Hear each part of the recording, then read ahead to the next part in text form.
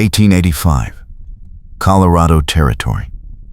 The gunshot shattered the autumn afternoon, and Clara Walsh's world tilted sideways. One moment she was hanging laundry behind her cabin, watching gold and crimson leaves drift down from the aspens. The next, a man was vaulting over her fence, boots hitting the dirt hard, 3 riders thundering up the mountain trail behind him with rifles raised. He was tall, lean, dangerous looking, dark hair, several days of beard, clothes dusty from hard riding. His eyes found hers across the yard, blue and desperate, and something else she could not quite name. "Get inside," he shouted, already running toward her. Clara's hands went to the pistol at her hip, the one her husband Thomas had taught her to use before the fever took him 2 years back. But the stranger was faster. He grabbed her arm, not rough, but urgent, pulling her toward the cabin door. "I am not going anywhere with you," she said, twisting against his grip. "Those men are claim jumpers," he said, voice low and quick. "They will kill you to get what is under this land. Now move." The riders were close enough now that she could see their faces. Hard men, mean men. The kind she'd seen in town sometimes, looking at women like they were things to take. She made her choice. Clara ran for the door, the stranger right behind her. They crashed through together just as the first bullet punched into the doorframe, wood splintering where her head had been a second before. He slammed the door, dropped the bar across it, then grabbed her shoulders and pushed her hard against the wall beside the window. His body pressed against hers, shielding her from the gunfire already rattling the cabin. One hand braced beside her head, the other pulling his revolver from its holster. They were so close, she could see the flecks of gray in his blue eyes, could smell leather and sage, and the sharp scent of fear sweat on both of them. His chest heaved against hers as he tried to catch his breath.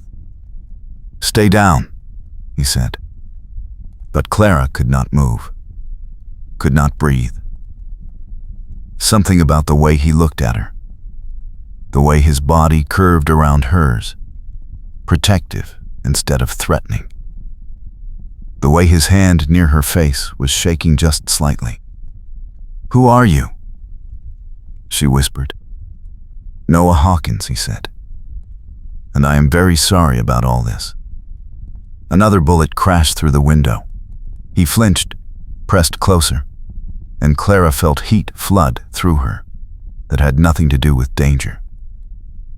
His eyes dropped to her mouth for just a second before snapping back up, awareness crackling between them like lightning before a storm. "The gold," he said quietly. "They think it is still here, that your husband found the lost Blackwood mine."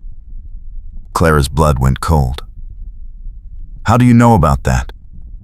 "Because I was his partner," Noah said. "And because I have been running from the men who killed him ever since." Outside, Cornelius Lockhart sat his horse in the clearing, watching smoke curl from the cabin chimney. Former cavalry captain, now leading a band of deserters and claim jumpers through these mountains. He'd spent 6 months tracking rumors of the Blackwood gold, and every trail led here, to this cabin, this woman. "Burn them out," he told his men. Inside, Clara's mind raced. Thomas had a partner. Thomas found the mine. The two truths crashed together, rewriting everything she thought she knew about her husband's death. "Thomas died of fever," she said. "Thomas died of poison," Noah said flatly. "Lockhart's men got to him before he could tell me where the gold was hidden. I have been trying to find it ever since, to finish what we started, to prove I did not kill those people they are blaming me for." "What people?" "Stage robbery. 6 dead. I was there, but I did not pull the trigger. His jaw tightened. Lockhart's men did. Then, they pinned it on me. Clara studied his face. She learned to read men in the 2 years since Thomas died. Learned which ones were lying, which ones were dangerous, which ones she could trust. This man's eyes held pain and anger, but not the cold emptiness of a killer. "If I let you stay," she said slowly, "if I help you, they will come for both of us." "They are already coming for you," Noah said. "With or without me." He was right. She could see it in the way the riders were circling the cabin, blocking escape routes. They weren't going to leave until they found what they came for. "The gold is in the root cellar," she heard herself say. "Under the false floor. Thomas made me promise never to tell anyone." Noah's eyes widened. "You knew? All this time?" "I knew he found something. I knew it scared him." Her voice cracked. "I did not know it killed him." The moment hung between them, heavy with shared loss and sudden understanding. Then smoke began seeping under the door. "They are burning us out," Noah said. Clara's heart kicked hard against her ribs. Not like this. She would not lose her home, her husband's legacy, everything she had left. Not without a fight. "There is a back way out," she said. "Through the cellar. It leads to the stable." Noah looked at her with something like respect. "Smart man. Your husband." "Smart woman," Clara corrected. "I am the one who insisted on the escape route." The corner of his mouth twitched, almost a smile. Then smoke filled the cabin, and there was no more time for talking. They ran for the trap door in the kitchen, yanked it open. The wooden ladder disappeared into darkness. Noah went first, then reached up for her. His hands circled her waist as she climbed down, strong and steady. The cellar smelled of earth and potatoes and old wood.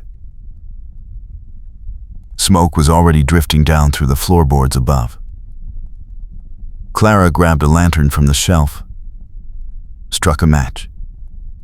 Golden light flared, pushing back the shadows. "Show me," Noah said.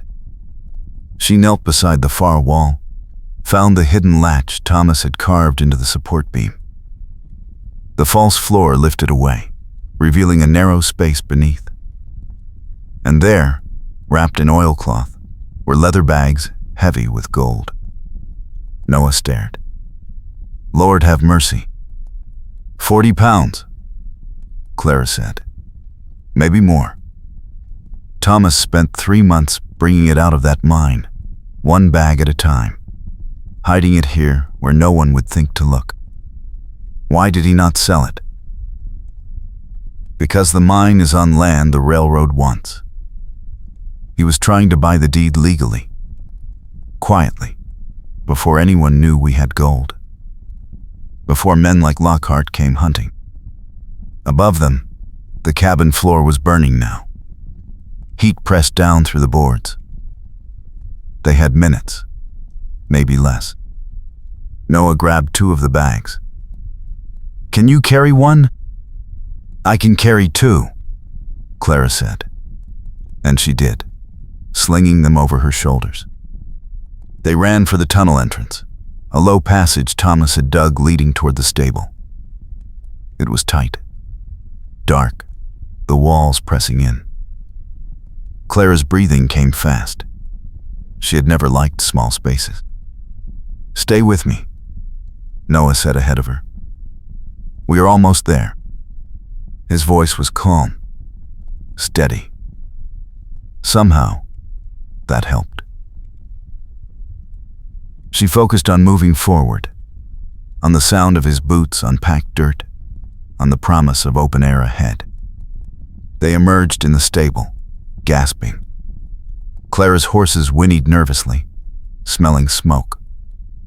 Through the gaps in the stable walls, she could see the cabin fully engulfed now, flames leaping toward the sky.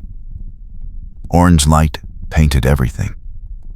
"They will think we are dead," Noah said quietly. "Good," Clara said. "Let them think it." She moved to her mare, a sturdy bay named Rosie, and began saddling quickly.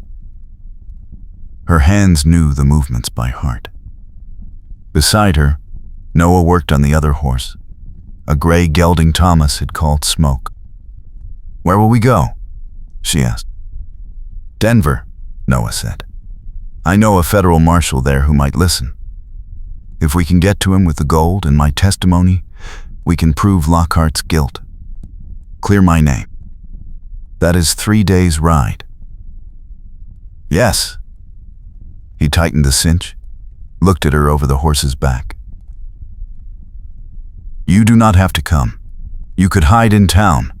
Wait this out." Clara thought of her burning cabin, of Thomas, poisoned and buried under a lie, of Lockhart's men, and what they would do if they ever learned she was alive. "I am coming," she said. Noah held her gaze for a long moment. Then he nodded. "All right then." They loaded the gold into saddlebags, divided the weight between both horses. Clara grabbed supplies from the stable, what little they would need. Blankets,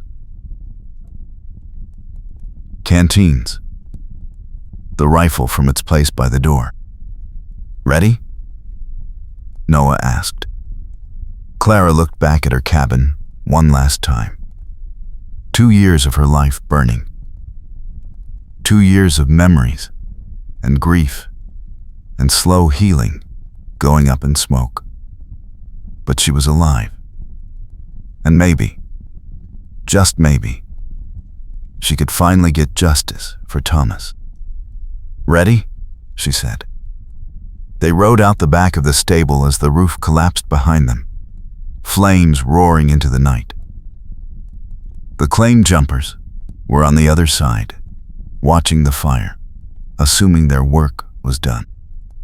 By the time Lockhart realized the bodies were not in the ashes, Clara and Noah were already miles into the mountains, riding hard toward Denver and whatever came next. They rode until full dark, then another hour by moonlight. Finally, Noah called a halt in a clearing surrounded by tall pines, a small creek running nearby. The sound of water over stones was peaceful, normal. It made everything that had happened feel like a bad dream. Except Clara's back ached from riding hard. Her hands were blistered from gripping the reins. And when she dismounted, her legs nearly gave out. Noah caught her elbow. "Easy." "I am fine," she said. But she leaned on him anyway, just for a second. They worked in silence to unsaddle the horses, rub them down, let them drink from the creek. Clara's body moved through the familiar tasks, while her mind spun in circles. Thomas had a partner. Thomas was murdered. She'd been living on top of a fortune for 2 years, not knowing it. "You must think I am a fool," she said finally. Noah looked up from picketing smoke. "Why would I think that?" "For not knowing. About the gold. About what Thomas was doing. He was protecting you," Noah said quietly. "Same as I would have done." The comparison made her uncomfortable. She barely knew this man. Knew nothing except what he told her. And words were cheap. But he'd had chances to hurt her, to take the gold and leave her. Instead, he'd offered partnership. "Tell me about Thomas," she said, gathering kindling for a fire. "About your partnership." Noah was quiet for a moment, his hands still on the rope. "We met in a mining camp outside Leadville. Spring of '83. I was working a claim that kept coming up empty. Thomas had maps, old surveys, theories about where the real veins ran. He smiled slightly. He was smart, saw patterns other men missed. He was a teacher before, Clara said. Mathematics. Before we came west. That makes sense. Noah finished with the horse, came to help her arrange stones for a fire ring. He approached me one day, said he'd been watching me work. Said I was digging in the wrong place, but I had the right instincts. Offered to pool resources, knowledge. 50-50 split if we found anything. And you found the Blackwood mine. Took us 8 months of searching. Thomas was systematic. Mapped every old claim, every abandoned tunnel. I handled the physical work, the digging. We made a good team. His voice went rough. He talked about you all the time. About how he was going to buy you a real house in Denver, how you were going to have children, how everything was going to be different. Clara's throat went tight. We wanted children. It never happened. I am sorry. They got the fire going, small and contained. Noah produced jerky and hardtack from his saddlebag, offered her half. It wasn't much, but Clara was too tired to care. They sat across the flames from each other, eating in silence. What happened? She asked finally. The day Thomas died? Noah's jaw tightened. He rode to town for supplies. Said he'd be back by nightfall. When he didn't come, I went looking. Found him at the boarding house, sick already. The doctor said it was cholera, but there was no outbreak. No one else sick. I stayed with him. His voice dropped. He told me about you, made me promise to find you if anything happened to him. Made me promise to keep you safe. So you have known about me for 2 years. Yes. And you never came. Noah looked at her across the fire, his eyes shadowed. I was running. Lockhart's men hit that stage 3 days after Thomas died. They wore masks, but I recognized the horses, the voices. I tried to stop them, got shot for my trouble. He touched his left shoulder, woke up in jail with everyone saying I was the killer. Broke out before they could hang me. Clara studied the set of his shoulders, the weariness in his face. Why should I believe you? You should not, Noah said honestly. You should probably shoot me and take the gold to Denver yourself. I considered it. His mouth quirked.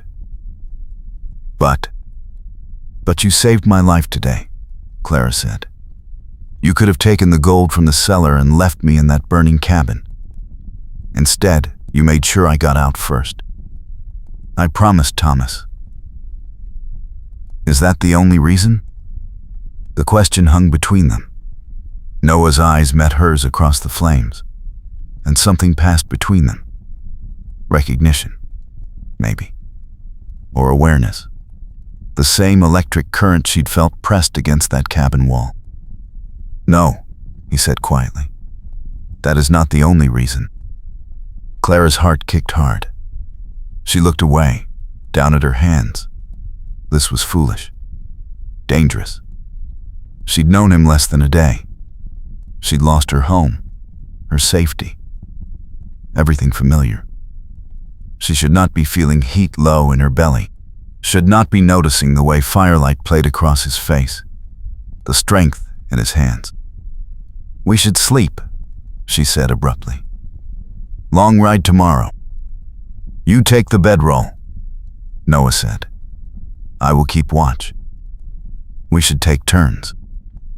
Clara. The way he said her name made her look up. You are exhausted. I can see it. Sleep. I will wake you in a few hours. She wanted to argue. but her body was screaming for rest, and the idea of lying down sounded like heaven. "All right," she said, "but wake me when you get tired." "I will." It was a lie, and they both knew it. But Clara was too tired to fight. She spread the bedroll near the fire, lay down fully clothed, and pulled her shawl tight. The ground was hard beneath her. The night air was cold, but the fire was warm, and she could hear Noah moving nearby, tending the flames, and somehow that made her feel safe enough to sleep. She drifted off watching him through half-closed eyes, this stranger who'd crashed into her life. This outlaw who'd promised a dead man he'd keep her safe. This man who looked at her like she was someone worth protecting. Clara woke to the smell of coffee and the sound of birds greeting the dawn. For one confused moment, she forgot where she was. Then, memory crashed back, and she sat up fast, reaching for the pistol she'd tucked beside her. Noah was sitting by the rekindled fire, pouring coffee into tin cups. "Morning. You did not wake me," she accused. "You needed sleep more than I needed to lie down." Clara wanted to argue, but he looked alert enough, his eyes clear. Maybe he was used to short nights, used to running. She stood, her muscles protesting. Everything hurt, but they had miles to cover today. "How far to Denver?" she asked, accepting the coffee he offered. 2.5 days if we push. 3 if we are careful." What does careful mean? It means staying off main trails, avoiding towns, assuming Lockhart has men watching the roads. Noah handed her more jerky. "He is not going to give up just because he thinks we burned. He will want proof." Clara thought about that while she chewed the tough meat. "So he will go through the ashes." "Yes. And when he does not find bodies, he will know we escaped." "How long do we have?" "Half a day. Maybe less. Depends how thorough he is." They broke camp quickly, efficiently. Clara packed while Noah saddled the horses. Within 20 minutes, they were moving again, heading northeast through the mountains. The morning was beautiful, fall colors blazing against blue sky. Aspens burned gold and orange. The air smelled of pine and frost, and the clean scent of high altitude. Under other circumstances, Clara might have enjoyed the ride. "Tell me about the federal marshal," she said as they climbed a rocky trail. "The one you think will help." "His name is James Blackwood," Noah said. "No relation to the mine. He was cavalry before he pinned on the badge. Honest man. Or as honest as they come." "You know him?" "Served with him during the Apache campaigns. He saved my life once. I figure he at least owes me a hearing." Clara guided Rosie around a fallen log. "And if he does not believe you, then I hang, and you get to keep all the gold." Noah glanced back at her, a hint of dark humor in his eyes. "Congratulations. That is not funny." "It is a little funny." Despite everything, Clara felt her mouth twitch. There was something about Noah's dry humor, the way he could joke about his own hanging. It reminded her of Thomas, who'd always found absurdity in dark situations. "Thomas would have liked you," she said without thinking. Noah's expression shifted, went soft around the edges. "I liked him. He was a good man, good friend. I wish he'd told me about the gold, about you, about all of it. He was trying to protect you. I did not need protecting, Clara said, hearing the edge in her voice. I needed the truth. Noah was quiet for a moment. Then, you are right. He should have trusted you with it. But men are fools sometimes. We think keeping secrets keeps the people we love safe. Usually it just makes things worse. Speaking from experience? Always. They rode in silence for a while, following a deer trail that wound higher into the mountains. The sun climbed with them, warming Clara's back through her dress. She'd need warmer clothes soon. The nights were already dropping below freezing. What will you do? Noah asked. After Denver. After we clear my name and deal with Lockhart. Clara had not let herself think that far ahead. I do not know. The cabin is gone. The land is probably forfeit by now. The gold is yours, Noah said firmly. Thomas wanted you to have it. That has not changed. Half of it was his. Half was yours. I will take my share then. Buy a small place somewhere. Try to start over. He glanced at her. You could do the same. New place. New life. The idea was terrifying and thrilling at the same time. Clara had spent 2 years frozen in grief, living in Thomas's shadow, maintaining his cabin, his routines. The thought of actually moving forward, building something new, felt impossible. But also, maybe, a little bit necessary. I will think about it, she said. They stopped at midday to rest the horses and eat. Found a stream where the water ran cold and clear. Clara knelt to splash her face, wash away trail dust. When she looked up, Noah was watching her with an expression she could not quite read. What? She asked. Nothing. Just. He hesitated. You are handling all of this better than I expected. What did you expect? Tears, maybe. Panic. Most women would be terrified. Clara's spine stiffened. I am terrified. But crying will not rebuild my cabin. Panic will not get us to Denver. So, I will do what I have to do. Like I said. Noah's mouth curved. Better than expected. The compliment made her feel warm in a way that had nothing to do with the sun.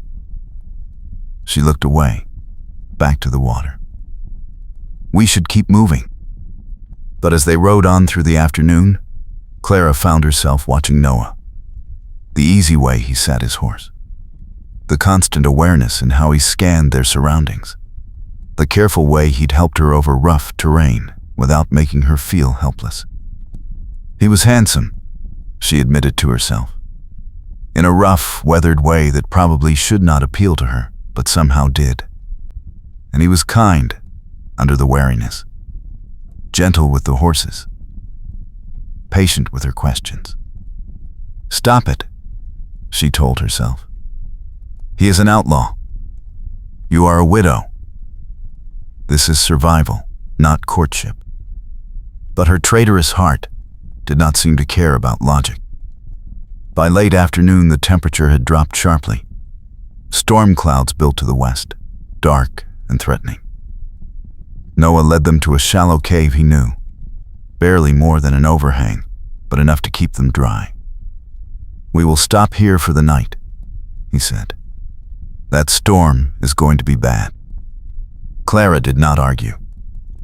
The wind was already picking up, cutting through her dress like knives. She was shivering by the time they got the horses settled. A fire built at the cave mouth. Here. Noah shrugged out of his leather vest, held it out to her. You will freeze. I have been colder. When she hesitated, he stepped closer and draped it around her shoulders himself. His hands lingered for just a second. Better? Clara nodded, not trusting her voice. The vest was warm from his body heat, smelled like leather and sage, and him. She pulled it tight around herself. They huddled near the fire as darkness fell and the storm hit. Rain lashed down, turning to sleet. The temperature plummeted. Even with the fire in the vest, Clara could not stop shaking. "Come here," Noah said quietly. "What?" "You are freezing." "I am warm. Basic survival." He held out his arm. "Come here." Clara knew she should refuse. Knew this was dangerous in ways that had nothing to do with weather.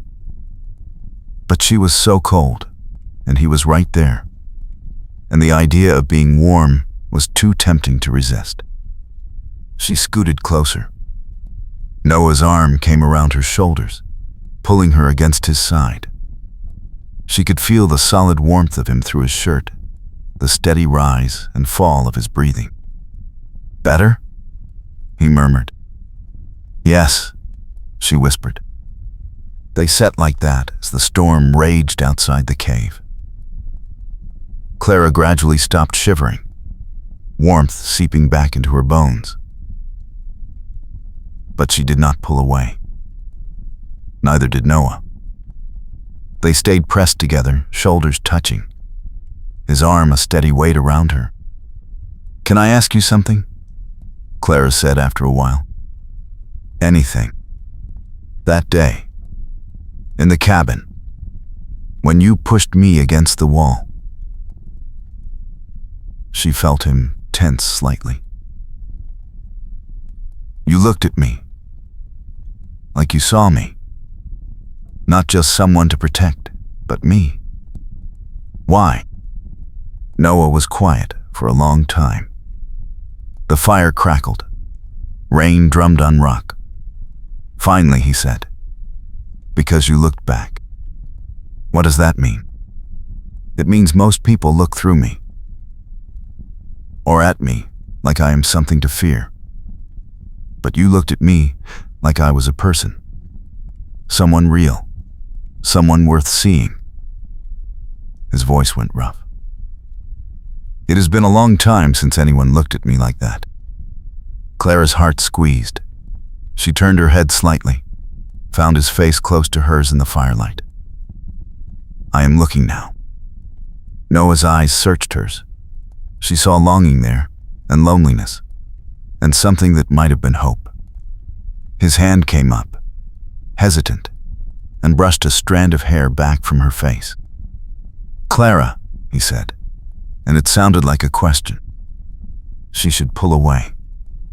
Should remember this was grief and fear, and the adrenaline of survival making her feel things that were not real.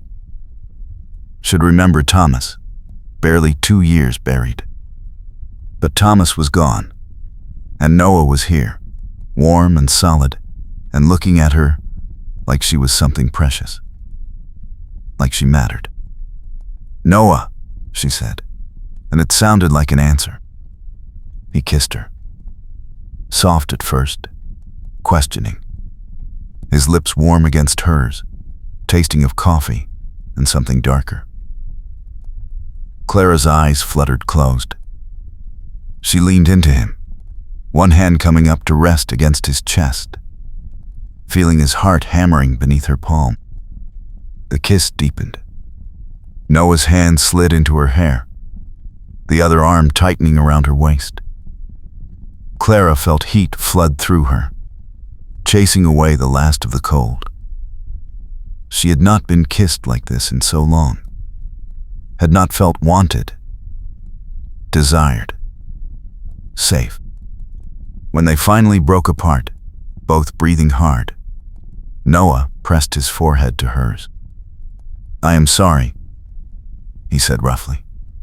"That was not. I should not have." "I kissed you back," Clara pointed out. "You are grieving. Scared. This is not the time." "When is the time?" She pulled back slightly to look at him. "When everything is safe? When we are not running?" "Noah." There might not be a safe time. There might only be now. His thumb traced her cheekbone. You deserve better than a wanted man in a cave. Maybe I get to decide what I deserve. Noah's eyes went dark, heated. For a moment she thought he would kiss her again. Instead, he pulled her back against his chest, arms wrapped around her, holding her like she was something breakable and precious at the same time. "All right," he murmured into her hair. "All right." They stayed like that while the storm passed, wrapped in each other's warmth. Clara felt something shift inside her chest, some frozen place beginning to thaw. This was foolish, dangerous. Everything about this situation was wrong, but it felt more right than anything had in 2 years. She must have dozed eventually, because she woke to gray dawn light and Noah gently shaking her shoulder. "We need to move," he said quietly. "Storm is over, but we have lost time." Clara sat up, disoriented. They were still in the cave. The fire had burned down to coals, and Noah was looking at her with an expression that made her breath catch. "About last night," he started. "Do not," Clara said. "Do not apologize. Do not tell me it was a mistake. Just do not." A slow smile spread across his face. "I was going to say thank you. Oh, for trusting me, for kissing me back, for being brave enough to say what you wanted." He stood, offered her his hand. "Now come on. We have a long ride ahead." They made good time that day, the trail easier after the storm. But tension rode with them, awareness crackling between every glance, every accidental touch.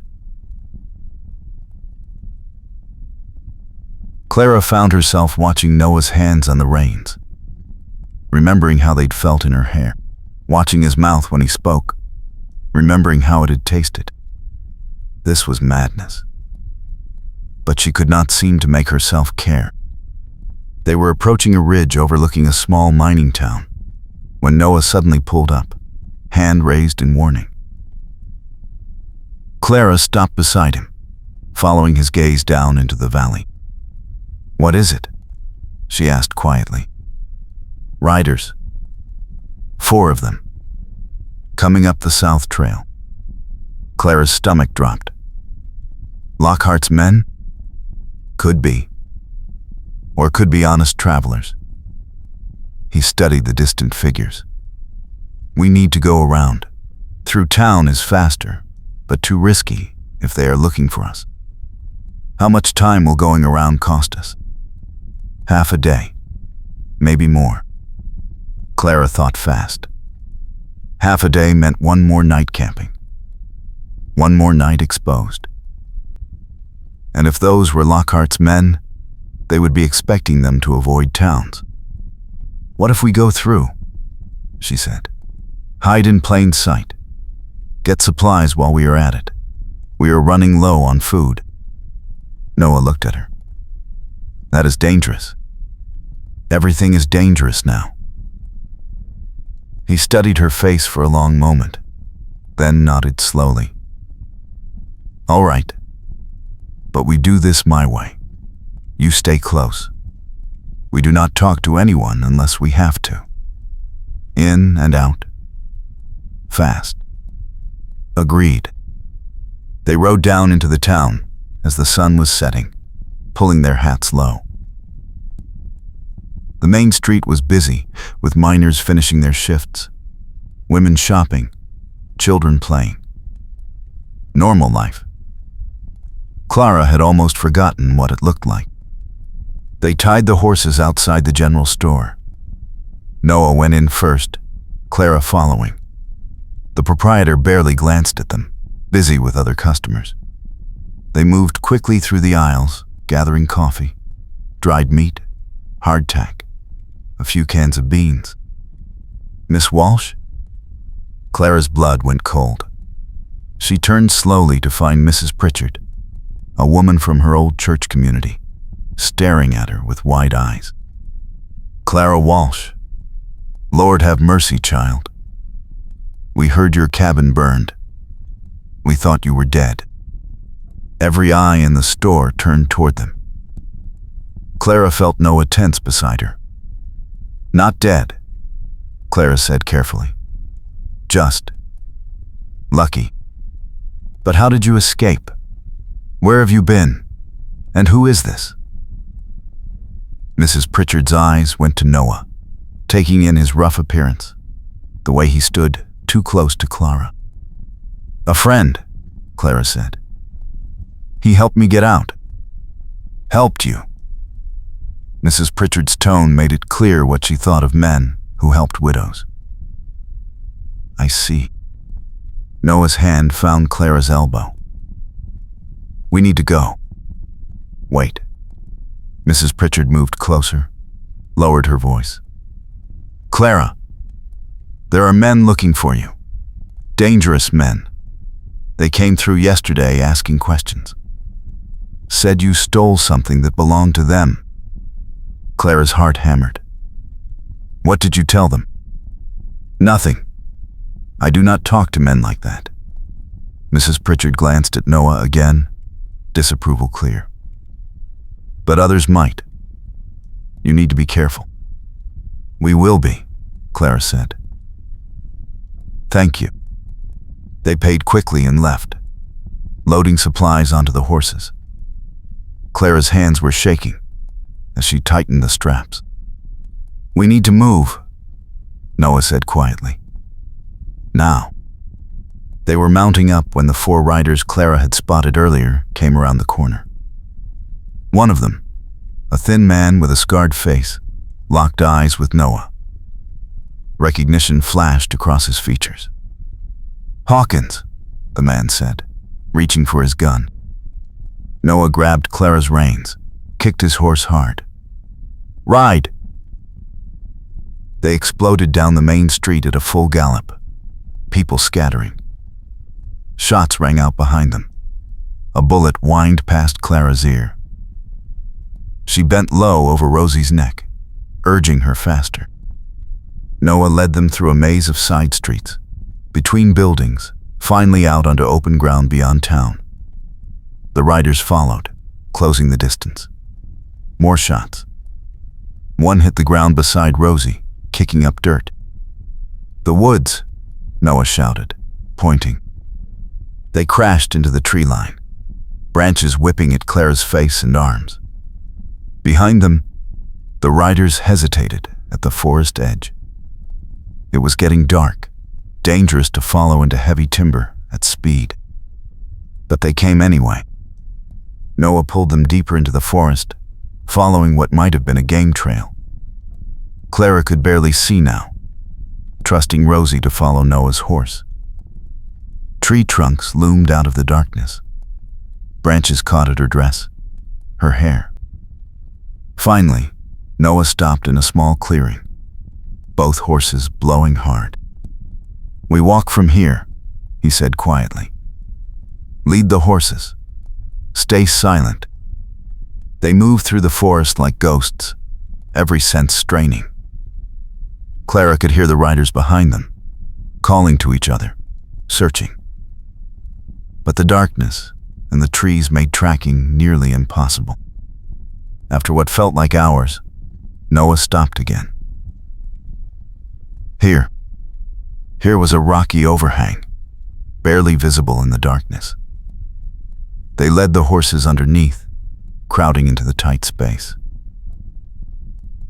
Noah pulled Clara against him, one hand over her mouth, the other holding his pistol ready. They waited. Footsteps crunched nearby. Voices muttered curses. Horses snorted.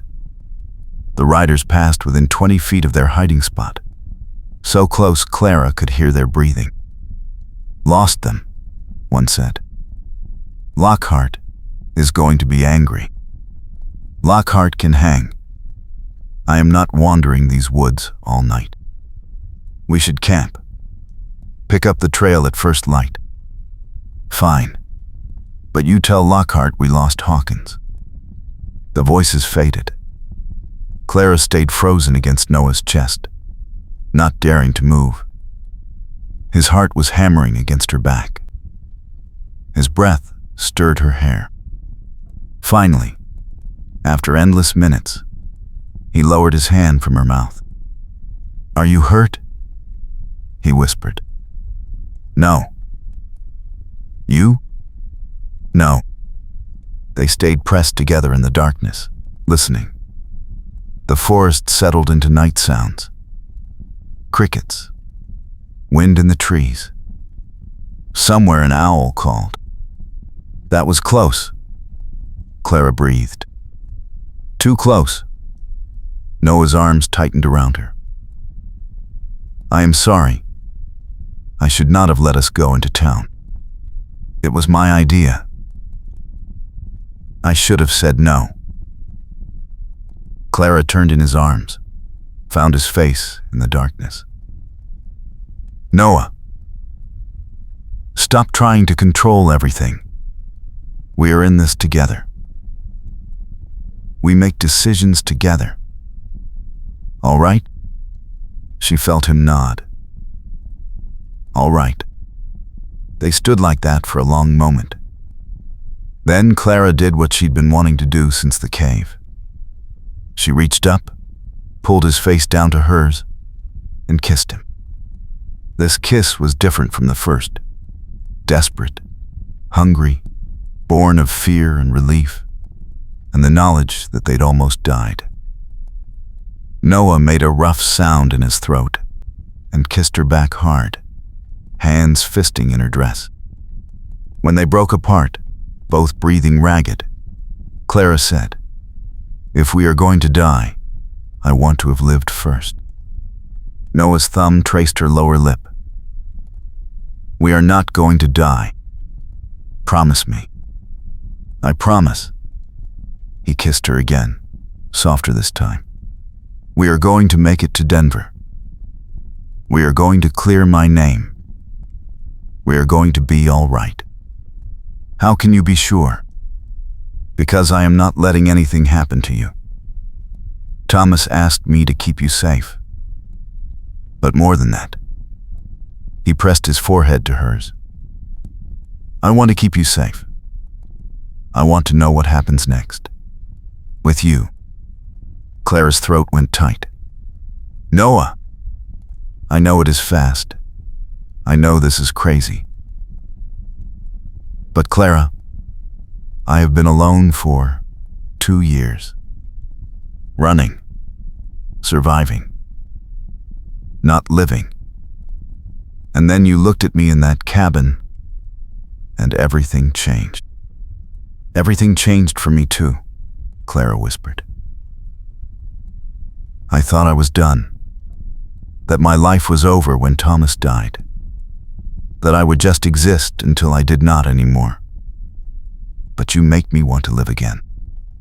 Noah kissed her forehead, her cheeks, her mouth. Gentle kisses that felt like promises. "Then we live. Together." "Together," Clara agreed. They held each other in the darkness, listening to the forest, planning their next move. The riders were camping somewhere nearby.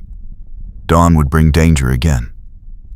But for now, in this moment, they had each other. And somehow, that felt like enough. Clara woke wrapped in Noah's arms, the single blanket pulled over both of them. Sometime in the night, they'd lain down together, too cold and too exhausted to care about propriety. His body curved around hers, one arm under her head, the other draped over her waist. She should move, should put distance between them. Instead, she turned in his arms, found him already awake, watching her in the gray pre-dawn light. "Morning," he said softly. "Morning." Neither of them moved. Clara studied his face, the way the faint light caught in his eyes, the lines around his mouth that spoke of hardship and laughter both. She wanted to memorize this moment, this feeling of being held, safe, wanted. "What are you thinking?" Noah asked. "That I am glad you crashed into my life." His mouth curved. "Even though I brought claim jumpers and danger, and probably ruined everything?" "You did not ruin anything. You saved me." Clara touched his face, felt stubble rough against her palm.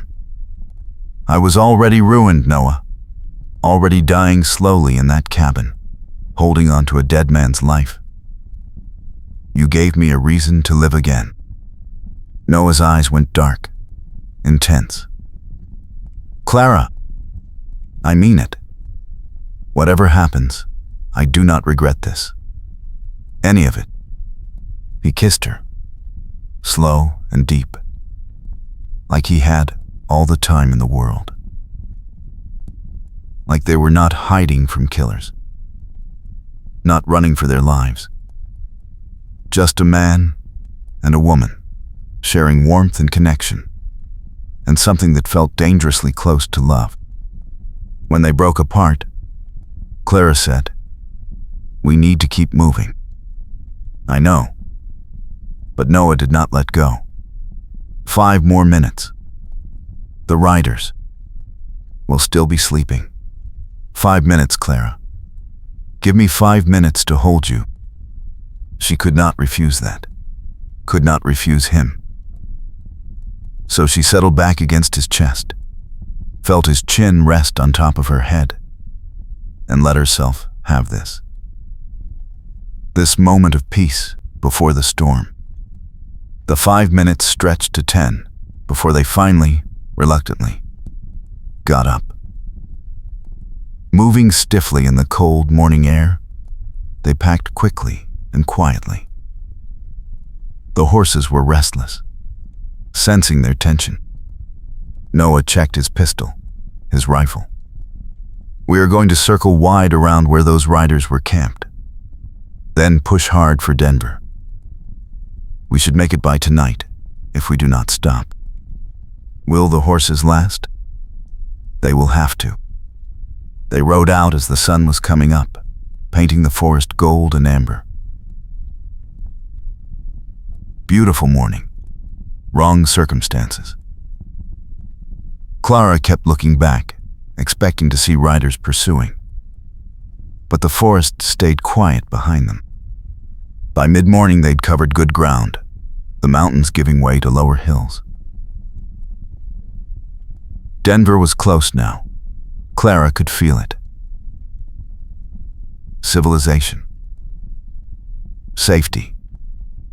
Or as close to safe as they could get.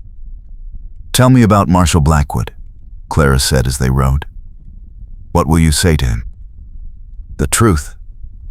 Show him the gold. Explain about Thomas and the mine. Tell him about Lockhart and his men, the murders, the false accusations." Noah glanced at her.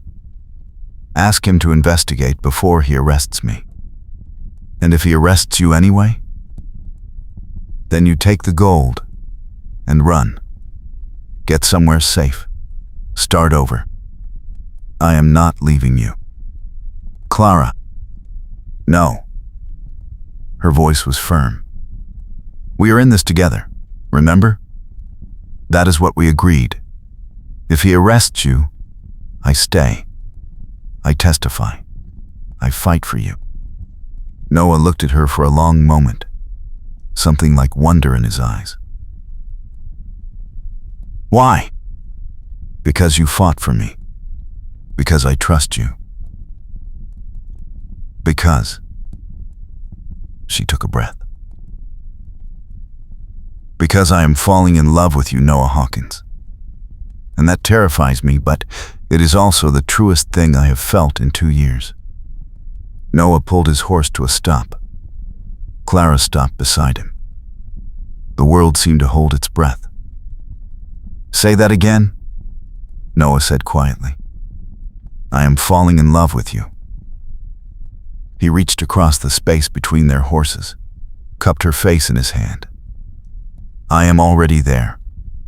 Have been since you looked at me in that cabin like I was worth seeing. Clara Walsh, you are the bravest, strongest, most beautiful woman I have ever known. And I love you. Clara's eyes filled with tears. This is insane. Completely insane. We have known each other 3 days. Best 3 days of my life. She laughed, the sound breaking on a sob. Mine too. Noah leaned over, kissed her with the horses standing patient between them. Kissed her like he meant it, like he would fight the whole world to keep her. When they pulled apart, both smiling, Clara said, we should probably get to Denver before we plan the rest of our lives. Probably, Noah agreed. But I am planning it anyway. They rode on, hands occasionally brushing, stealing glances when they thought the other was not looking. The day warmed, the sun climbing. Clara felt light despite everything, buoyed by hope and love, and the promise of maybe, possibly, a future. Denver appeared in the distance around mid-afternoon. Sprawling, busy, full of people and buildings and the clang of civilization. Clara had not been to a real city in years. It was overwhelming. Stay close, Noah said as they rode down into the outskirts. Blackwood's office is near the courthouse. They navigated through crowded streets, past saloons and shops and hotels. Men stared at Clara, travel-stained and tired. She kept her head high, ignored them. Noah stayed right beside her, a solid presence. The marshal's office was a sturdy building with barred windows. Noah dismounted, helped Clara down. Their eyes met. Ready? He asked. No. But let us do it anyway. They walked in together, hands linked. The office was small, functional. A deputy sat at a desk, looked up with bored eyes.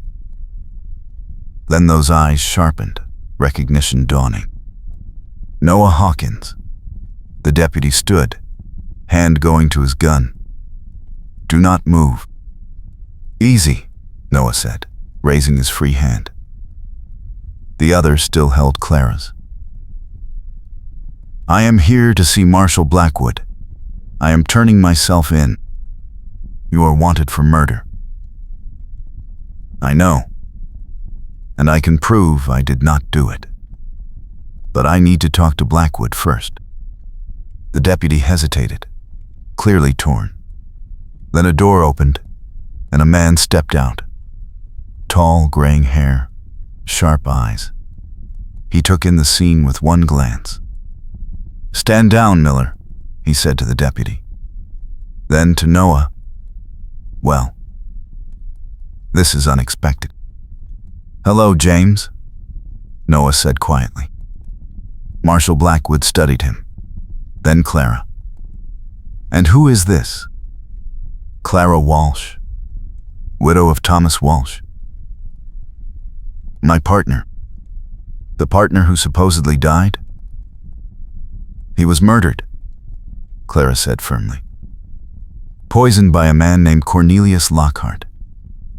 And he has been chasing us ever since, trying to get the gold from the Blackwood mine. The marshal's eyebrows rose. That is quite a claim. It is the truth, Noah said. And we can prove it. But we need protection. Lockhart has men in this city. They will kill us both if they get the chance.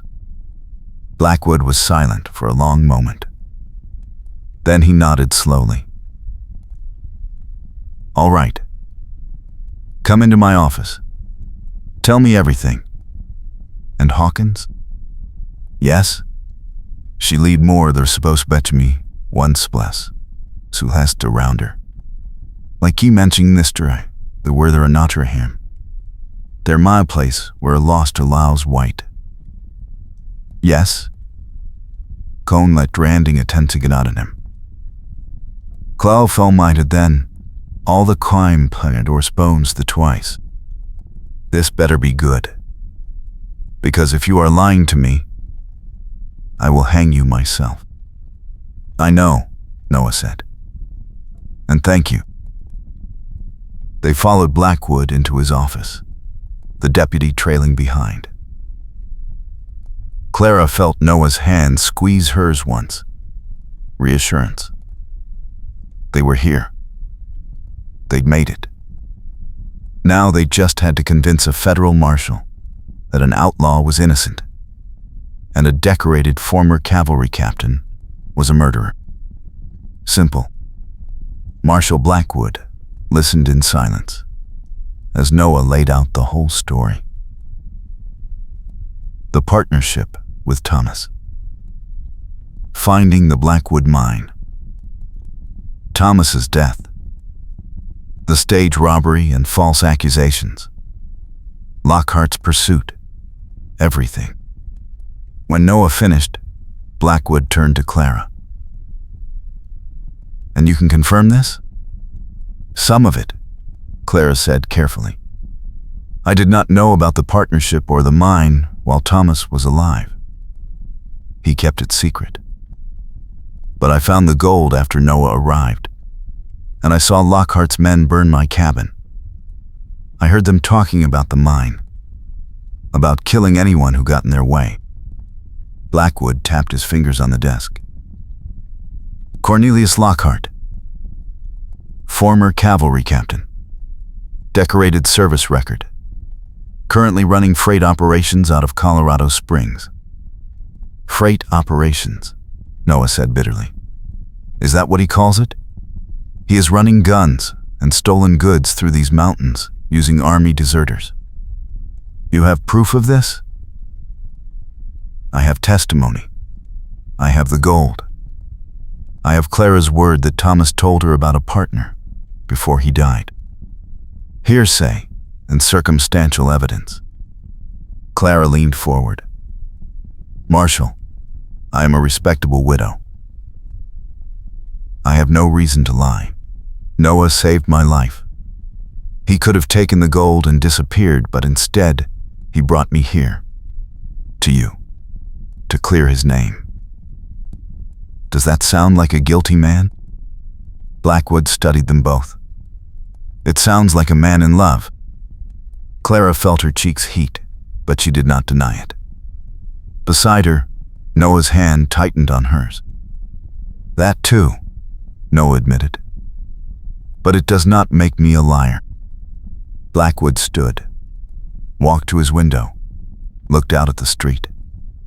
I served with you for 3 years, Hawkins. You were a good soldier. Honest. I never thought you capable of robbery and murder. I am not, Noah said quietly. But I understand if you do not believe me. I understand if you have to arrest me. I just ask that you investigate Lockhart before you hang me. Look into his operation. Talk to his men. You will find the truth. And what about the stage robbery witnesses? 3 men identified you. 3 of Lockhart's men wearing masks. I was there, but I was trying to stop them. I got shot for my trouble. Noah touched his left shoulder. Doctor in Leadville can confirm the bullet wound, the timing. Blackwood turned back to them. This is a mess. I know. If I take your story to a judge, Lockhart will hear about it. He will come for both of you. He is already coming, Clara said. He thinks we died in the cabin fire, but when he realizes we did not, he will hunt us. We are not safe anywhere, unless you stop him. Blackwood was quiet for a long time.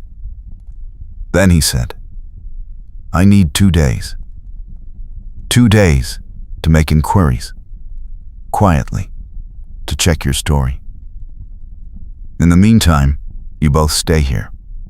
Protective custody. If I find evidence you are lying, Hawkins, I arrest you properly. If I find evidence you are telling the truth, we set a trap for Lockhart.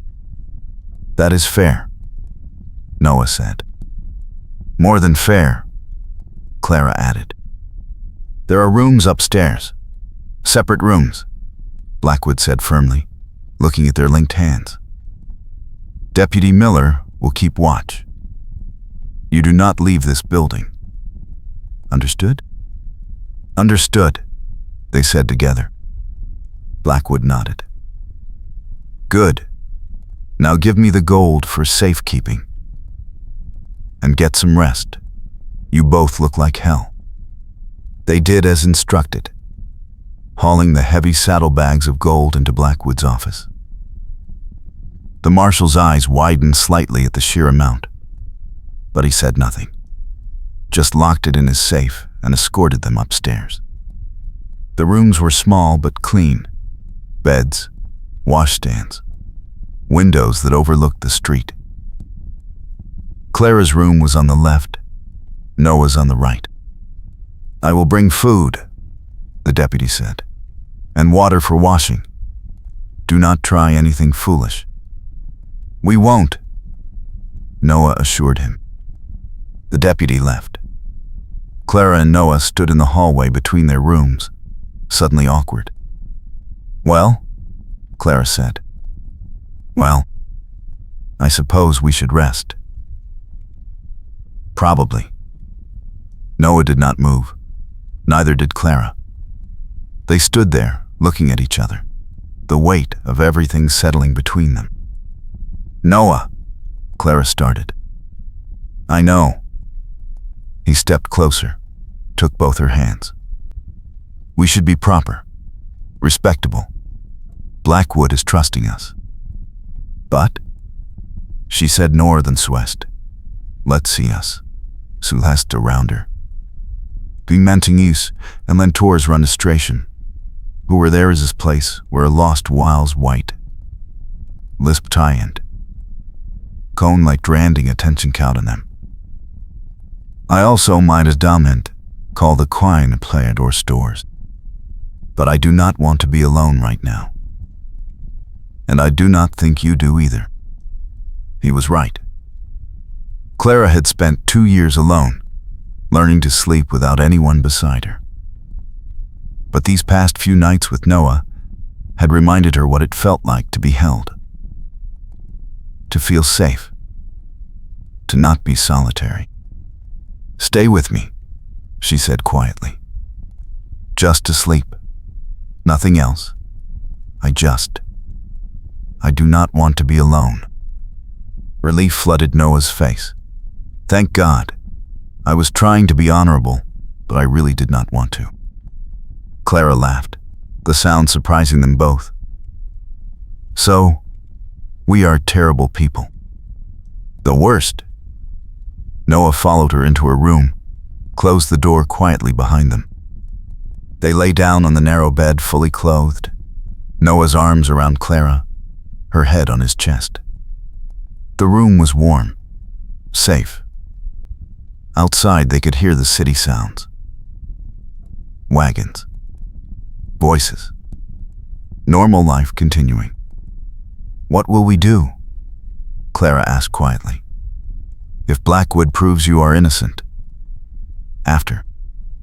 Whatever you want, Noah said. We could go back to Colorado, rebuild your cabin, work the land. Or we could go somewhere new, start fresh, no ghosts. I would like that. His hand stroked her hair slowly, soothing. Somewhere quiet, with good soil, maybe near water. A garden, Clara said dreamily. And chickens. I always wanted chickens. You can have chickens, a whole flock, and a real house, with glass windows. Glass windows, Noah agreed. And a porch for watching sunsets. Together. Always together. Clara closed her eyes. Let herself imagine it. A home. A future. With this man who'd crashed into her life and turned everything upside down. It should terrify her. Instead, it felt like the first real hope she'd had since Thomas died. "I love you," she said into the quiet. Noah's arms tightened. "I love you too. So much it scares me." "Good. We can be scared together." They fell asleep like that, wrapped around each other, dreaming of chickens and glass windows, and a future that might actually exist. If they could survive the next 2 days. Clara woke to find Noah gone from the bed. Panic flooded her until she saw him standing at the window, looking out at the darkening street. The sun was setting, painting the sky orange and pink. "Noah?" She said no word or spite. "Let's it nuss." She lessed around her. And mentally the story, where then I'm not her him. Bliss place where lost whiles white. Out that tie-end. Cone let granding a dinsik out of that thing. Clow fell my his down that, all the crying to play it or suppose. He turned, smiled. "Sorry. Did not mean to wake you. What are you doing?" "Watching. Thinking." He came back to the bed, sat beside her. "Wondering if Lockhart already knows we are here." Clara sat up, suddenly alert. "You think he followed us?" "I think he has men in every town between here and the mountains. I think news travels fast. And I think we might have less than 2 days. Should we tell Blackwood?" "I already did. He has men watching the building." "But Clara," Noah took her hands. "If something happens, if Lockhart's men come before Blackwood can finish his investigation, I need you to promise me something." "No. You do not know what I am going to ask. I know it is going to be something about me running while you stay and fight. And the answer is no." Noah's mouth quirked despite the seriousness. "You are impossible. I learned from the best." Clara squeezed his hands. "We survive together or not at all. That is the deal. That is a terrible deal. Too bad. You are stuck with it." They stared at each other, stubborn wills clashing. Then Noah laughed, the sound tired but genuine. "All right. Together. But if I tell you to run, you at least consider it?" "I will consider it," Clara lied. They went downstairs for dinner. Deputy Miller had brought stew and bread, coffee. It was simple but hot, and Clara realized she was starving. They ate at a small table in Blackwood's office, the marshal joining them. "I sent telegrams," Blackwood said, "to Leadville, Colorado Springs, a few other places, asking about Lockhart, his operations, anyone who might talk. Should hear back tomorrow." "That is fast," Noah said. "I have friends in useful places." Blackwood looked at Clara. "I also wired the doctor in Leadville. Asked about treating a gunshot wound 2 years back, in autumn. Got a reply an hour ago. He remembers you, Hawkins. Remembers pulling a bullet out of your shoulder. Said it looked like you were shot from behind, trying to run away." Hope flared in Clara's chest. "That proves he was not part of the robbery." "It suggests it," Blackwood corrected. "Not the same as proof. But it helps. Combined with everything else, it paints a picture." "What kind of picture?" Noah asked. The kind where maybe I believe you. Blackwood leaned back in his chair. I knew Lockhart during the war. Good soldier, smart, but there was something cold in him. He enjoyed the killing more than he should have. After the war ended, he did not know what to do with himself. Freight business made sense. Kept him moving, kept him in control. But if what you are saying is true, he never stopped being a soldier. He just changed who he was fighting. He is building an empire, Noah said, using the chaos of expansion, the remoteness of these mountains, moving guns to whoever pays, stealing claims, killing anyone who gets in his way. And you got in his way. Thomas and I both did. Blackwood nodded slowly. I will need you to testify. Officially. In front of a judge. Are you prepared for that? Yes, Noah said without hesitation. It will be dangerous. Lockhart will know the moment we file charges. He will come for you. Let him come, Clara said fiercely. We will be ready. Blackwood's eyes sharpened on her. Mrs. Walsh, this is not your fight. It is absolutely my fight. Lockhart killed my husband, burned my home, tried to kill me.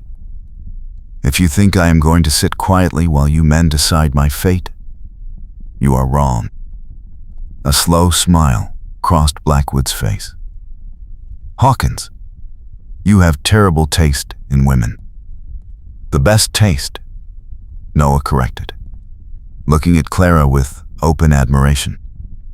They finished eating and went back upstairs as full dark fell. The city lights sparkled below. Clara stood at Noah's window, looking out, trying to imagine what came next. If Blackwood arrested Lockhart, if they testified, if they survived. Noah came up behind her, wrapped his arms around her waist, chin resting on her shoulder. What are you thinking? That I am terrified. Me too. But also, she turned in his arms. Also, I am glad. For all of it. For knowing you. For having this chance. Noah cupped her face in his hands. I was dead before you, Clara. I was breathing but not living. You gave me a reason to want tomorrow. You did the same for me. He kissed her, soft and deep and full of promise. Clara melted into him, hands fisting in his shirt. They had so little time, so little certainty. But they had this. This moment. This feeling. This love that had grown impossibly fast and impossibly real. When they broke apart, both breathing hard, Noah said, "Marry me." Clara froze. What? Marry me. After this is over. After Lockhart is dealt with and we are safe. Marry me. Noah. That is crazy. I know. But I am done pretending this is anything other than what it is. I love you. I want to build that life we talked about. The chickens and the garden and the glass windows. With you. Only you. Clara's eyes filled with tears. Yes. Yes? She lead more der supposed bet me once bless. Så hast around her. Like you mentioning this dry, the where there are not her him. They're my place where a lost allows white. Yes? Cone let dranding attend to get out of him. Clow fell minded then, all the crime planet or spoons the twice. Yes, I will marry you, Noah Hawkins. After this is over. After we are safe. Yes. He kissed her again, laughing against her mouth. They held each other as the city quieted around them. Two people who had found each other in the chaos and decided to hold on. Morning came too soon. Clara woke alone again, Noah already downstairs talking to Blackwood. She dressed quickly, splashed water on her face, tried to calm her racing heart.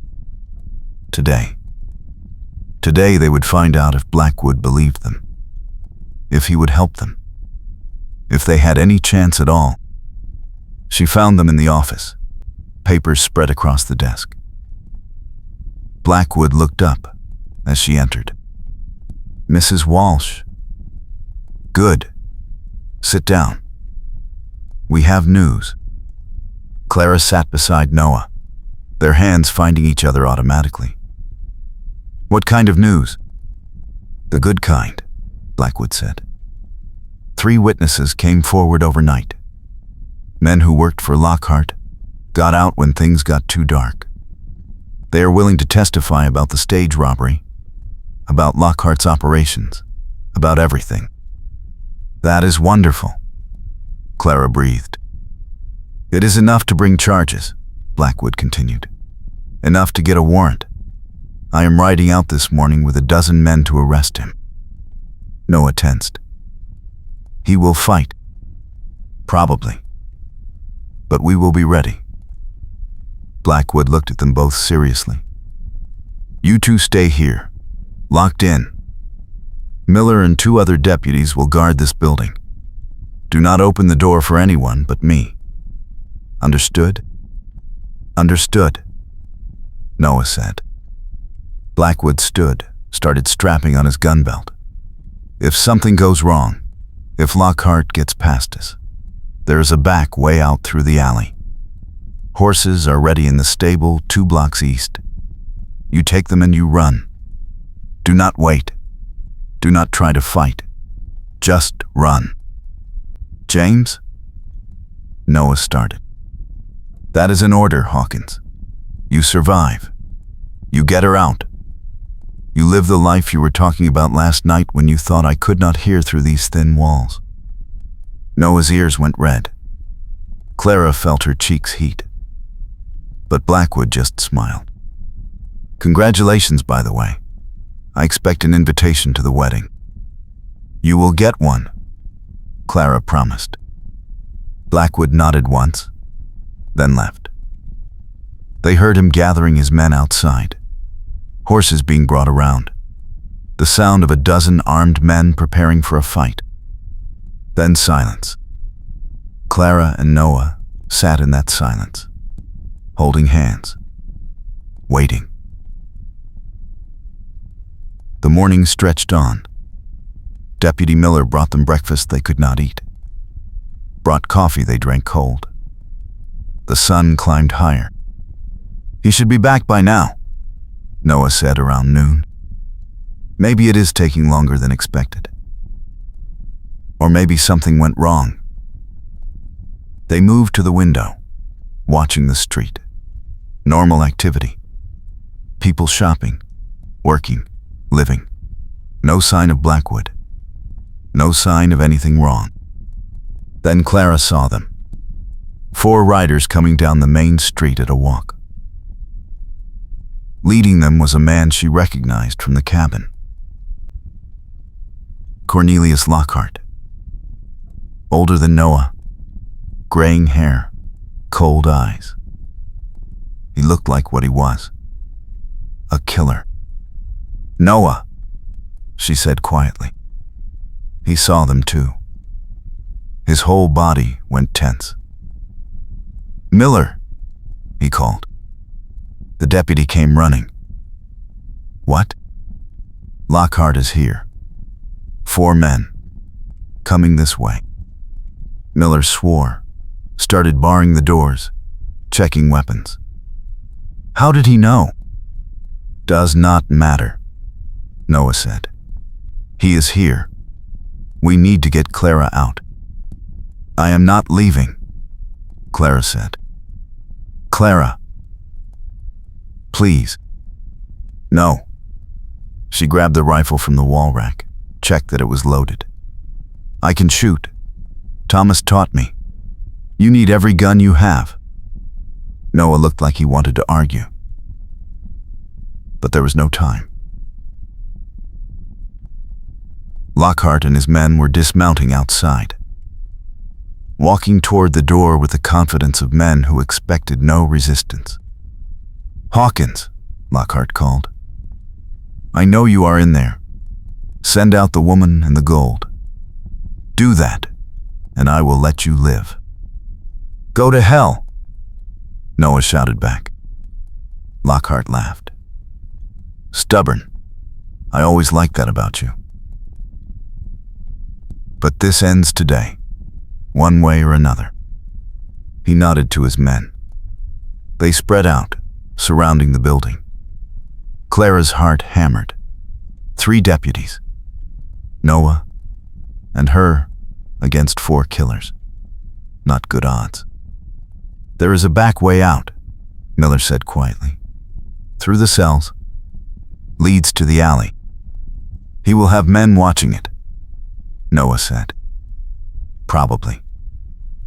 But it is better than waiting here to die. Noah looked at Clara.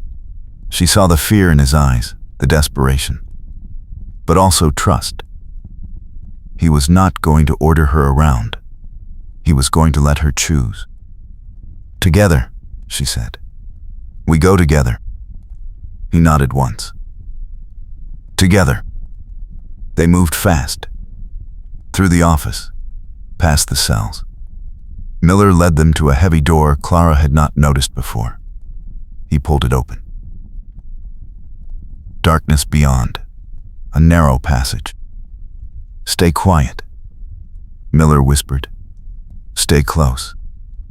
They crept through the passage, Clara between Noah and Miller, the 3rd deputy bringing up the rear. Behind them they heard Lockhart's men breaking down the front door. Shouting. Gunshots. The passage opened onto an alley. Empty. Or seemingly empty. Noah stepped out first, gun ready. Checked both directions. Clear, he said. They ran for the stable, 2 blocks away. Made it 1 block before the shooting started. Clara heard the bullet whine past her head, ducked instinctively. Noah grabbed her hand, pulled her behind a water trough. 2 of Lockhart's men were in the alley ahead. Both armed, both firing. Miller and the other deputies returned fire. The sound was deafening in the narrow space. Clara brought her rifle up, aimed like Thomas had taught her, fired. The shot went wide but close enough to make one of Lockhart's men dive for cover. The stable, Noah said. When I say run, you run. Do not stop. Noah, trust me. He stood, fired 3 quick shots, providing cover. Run! Clara ran. Behind her she heard more shots, men shouting, boots pounding. She crashed through the stable doors, saw the horses ready like Blackwood promised.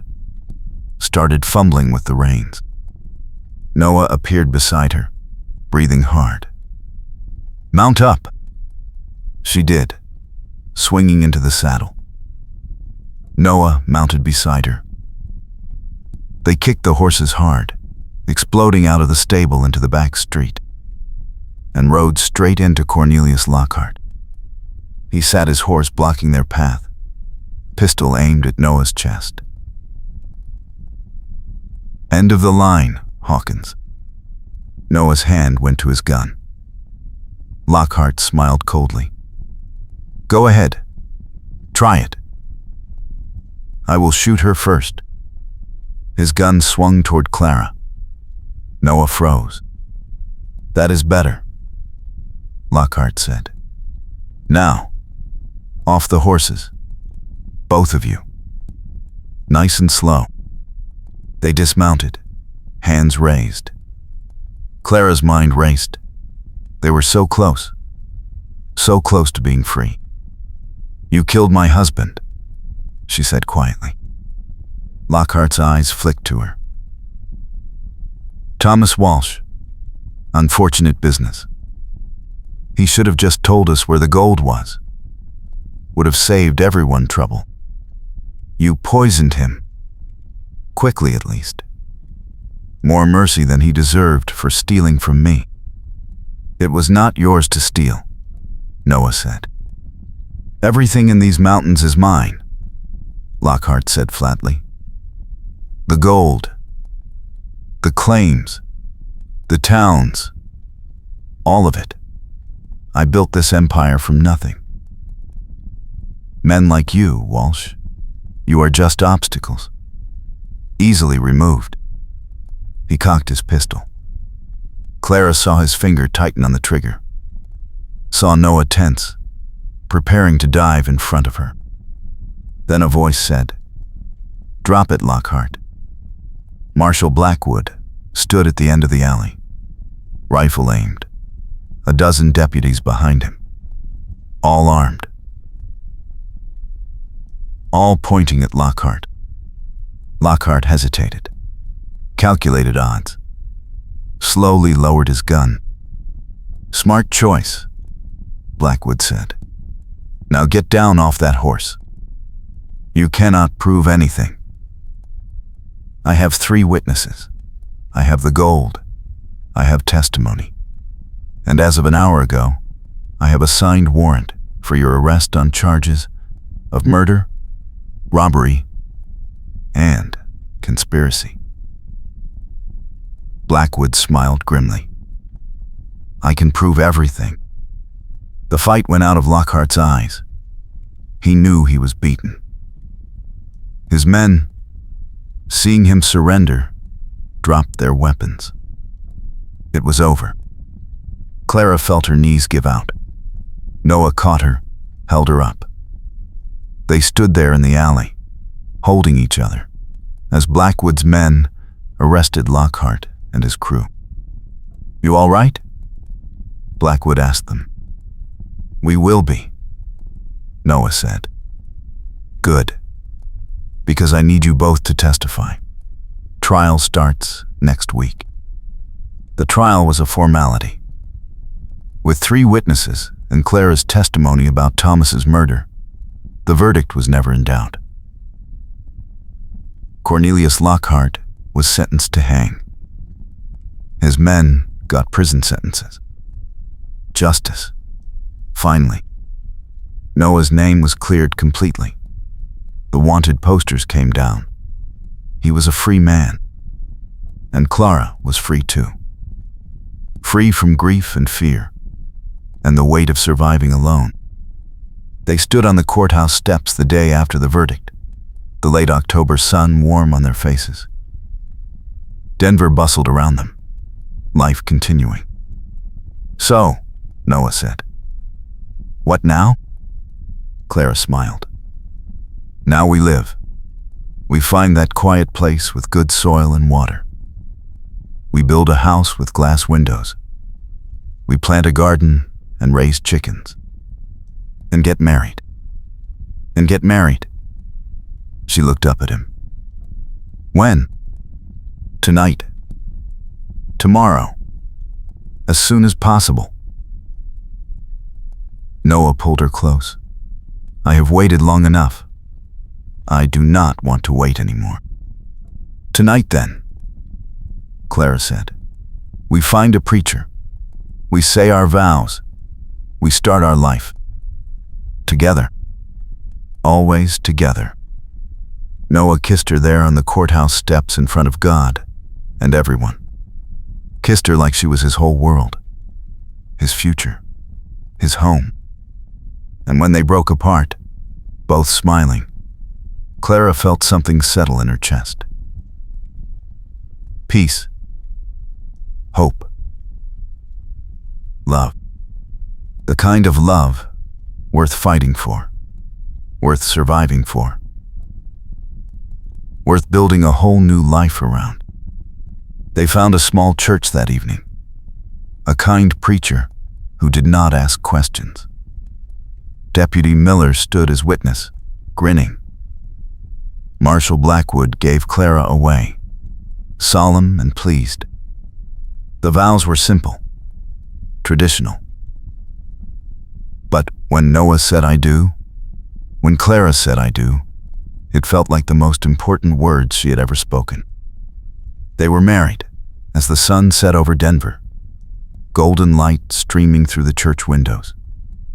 Married with nothing but the clothes on their backs and a future full of possibility.